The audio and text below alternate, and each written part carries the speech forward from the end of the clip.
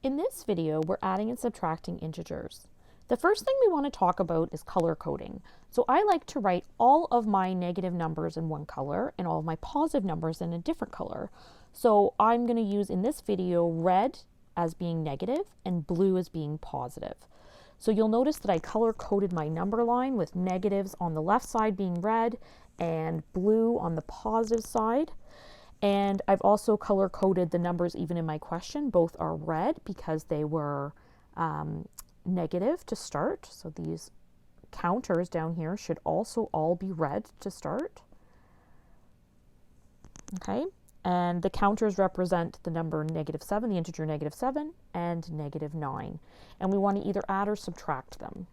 So the next thing I want to do is look at to see if there's any kind of double signs, we call it, that we could reduce to make it a little bit easier into one single sign. So I'm going to take this minus a negative and I want to replace it with a positive. I want to add the opposite. And what that's going to do is it's actually going to change the color as well. So I'm going to be adding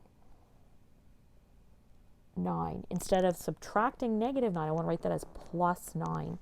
And so all of these 9 tiles here need to become blue.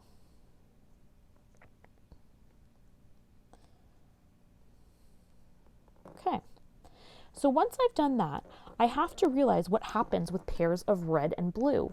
So if I have one positive blue and one negative blue tile, or the numbers +1 and -1, and I add them together, this actually makes 0. So you can think of them canceling each other out. So think about what happens if you have 7 reds and 9 blues. You can pair them up. So this one and this one pair up and cancel out because that makes 0. And likewise, you can do that with 7 pairs of red and blue. And then we're just simply left with these +2 at the end, which hopefully makes sense because you have more positive things than negative things in the picture.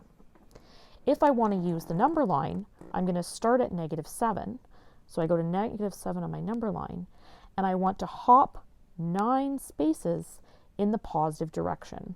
So I'm going to go 1, 2, 3, 4, 5, 6, 7, 8, 9. And end up at +2.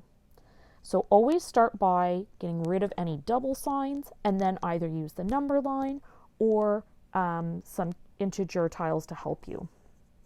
Let's look at a more difficult one. So we're looking at 3 subtract -2, subtract 1, subtract 3.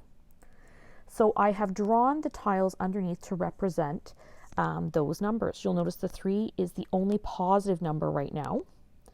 But I want to go through and see, is there any double signs that I can reduce? So this subtract a negative, I want to make that into a plus. So I'm going to have to change that to a +2. So I'm going to erase this and make this a +2. And you'll notice I'm now writing it in blue because I want it to be positive. And that's going to change the color of these as well because I'm adding the opposite. So these are going to become 2 blues.